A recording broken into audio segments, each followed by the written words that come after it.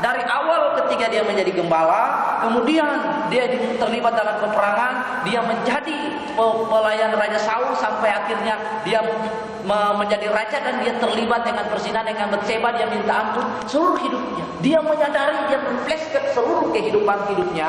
Setelah itu baru dia berkata, dan aku melangkahkan kakiku menuju kehidupan, menuju peringatan-peringatanmu. Dia menyadari dalam hidup ini harus ada satu titik yang namanya turning point, satu titik kilas balik, di mana kita menyadari perbuatan-perbuatan Tuhan di masa lalu, dan kemudian meyakini bahwa sampai hari ini dan masa yang akan datang Tuhan akan terus menyertai setiap saudara dan saya. Raja Daud turning point, mengkilas balik, mereflashback seluruh kehidupannya, lalu tibalah pada akhir satu kesimpulan kehidupan.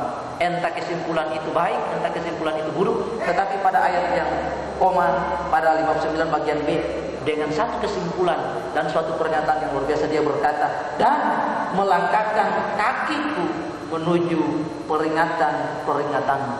Di dalam 2 Timotius pasal yang ketiga ayat yang ke-16, itu sungguh luar biasa. Di situ dibilang bahwa firman Tuhan berfungsi untuk mengajar, menegur, menyatakan kesalahan, memperbaiki kelakuan, menyatakan dosa, dan membawa orang kepada kebenaran. Raja Daud sungguh menyadari ini, dan melangkahkan kakiku menuju peringatan. Ayat yang ke 191 dari Mazmur 19 meneguhkan pada ayat yang ke-59 bagian B. Menurut hukum-hukummu semuanya itu ada sekarang. Kemudian ayat yang ke-98 berkata, perintah-perintahmu membuat aku lebih bijaksana dari musuhku, sebab selamanya itu ada padaku. Kemudian ayat yang luar biasa lagi, 104 dan 105. Aku beroleh pengertian daripada tita-titamu itu.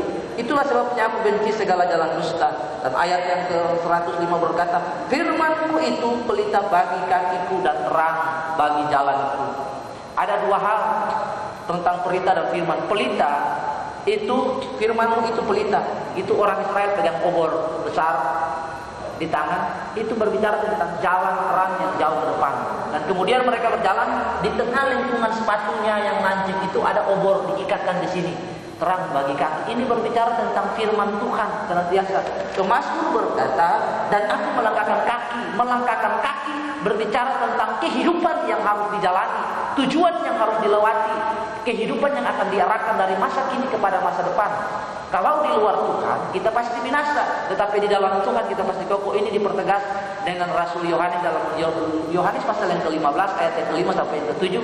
Barang siapa tinggal di dalam aku, dia bisa berbuah banyak, tetapi siapa yang tinggal di luar aku, dia tidak bisa berbuat apa-apa. Ternyata setelah Raja Daud menyadari, dia membuat kesimpulan, dia menyadari hidupnya, dia men-turning point hidupnya, ada satu titik balik, dia menyadari dan dia membuat kesimpulan bahwa hanya di dalam koridor Tuhan, hanya di dalam perintah-perintah dan peringatan-peringatan Tuhan dalam bentuk hukum Taurat, dalam bentuk firman, dalam bentuk wahyu Tuhan, itu yang bisa mengarahkan dia kepada jalan yang benar. Pada akhir masa kehidupan pemerintahan daripada Yosua memimpin bangsa Israel, dalam Yosua pasal yang ke-24 ayat yang ke-15, dia mengajak orang Israel dan dia berkata, pilihlah pada hari ini engkau mengikuti Allah yang membawa engkau menuntun engkau dari tanah Mesir dan membawa engkau masuk kepada negeri madu dan susu, atau memilih kepada Allah negeri-negeri Baal yang telah engkau kalahkan.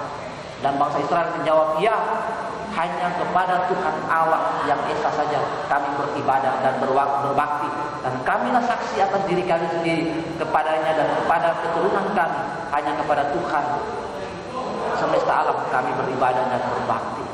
Nah, kalau kita lihat dari ayat ini dengan konteks masa kini, seperti begitu juga. Apakah kita sudah pernah men-flashback, men-turning point? Ada satu titik poin dalam kehidupan kita di mana kita berhenti sejenak, lalu kita berpikir ke depan. Kira-kira di tahun 2011 apa yang sudah saya lakukan? Kurang-kurangnya di mana? Lebih-lebihnya di mana? Apa yang saya harus perbaiki? Dia memikirkan jalan hidupnya, memikirkan jalan hidup masa kini, masa lalu, kepada dimensi masa kini apa yang dia harus berubah, dan kepada dimensi masa depan.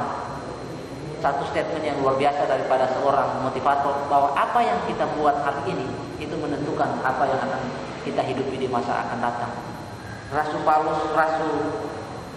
Raja Daud dengan satu statement yang luar biasa, aku melangkahkan kakiku menuju peringatan-peringatan. Dalam hidup ini selalu harus ada tubuh peringatan. Manusia itu cenderung lupa. Orang Israel, kenapa saking orang Israel lupa?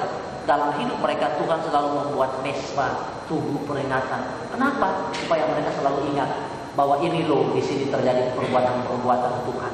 Kalau kita lihat dari awal pertama, dari Abraham bertemu dengan Tuhan, Allah itu identik bergaul dengan manusia. Dan ketika dia bergaul intim dengan manusia, dia memperkenalkan dirinya dengan nama jenis yang baru. Ketika dia menyerahkan Isa di Gunung Moria, tidak ada domba, maka yang terjadi adalah Tuhan memberikan domba itu kepada Abraham. Lalu disitulah disebutkan namanya Jehovah Jireh. Di situ jadi tubuh peringatan. Ketika Yakub bertemu dengan Tuhan di dunia, dibangun satu mesbah tubuh dinamai Niel. Ketika orang Israel dibebaskan dari orang Filistin, maka dibangunlah satu mesbah. Di situ dikatakan, di sini Tuhan membebaskan kita, maka dinamakan Ibn Aisyah. Itu yang terjadi dalam hidup kita, harus ada tubuh peringatan. Tubuh itu menandakan bahwa Tuhan pernah berbuat sesuatu yang baik terhadap diri saya. Tuhan pernah melakukan perbuatan-perbuatan yang besar dalam diri saya. Hidup ini tanpa kita melangkahkan kaki kepada peringatan-peringatan Tuhan, maka hidup ini menjadi sia-sia. Dan melangkahkan kaki menuju peringatan-peringatan. Kaki berbicara tentang tujuan hidup, berbicara tentang kita melangkah, kemana kita akan pergi. Melangkahkan kaki. Kalau kita membawa seluruh kehidupan kita kepada peringatan-peringatan Tuhan, maka kita akan disebut orang-orang yang berbahagia. Mari kita merenungkan, kita flashback sama seperti pemazmur. Dia memikirkan jalan-jalan hidupnya. Elroy memikirkan jalan-jalan hidupnya. Lalu kemudian dia mengambil kesimpulan. Lalu dengan tekad dia berkata, aku mengarahkan kakiku menuju peringatan-peringatan. Begitu juga dengan Pak Gede. Merefleksi kehidupan ini, apa yang sudah terjadi di waktu lalu, diperbaiki, dilihat poin-poin apa, masa kini apa yang harus saya perbuat untuk masa yang akan datang. Lalu dengan satu tekad bulat mengarahkan langkah kaki menuju peringatan-peringatan Tuhan.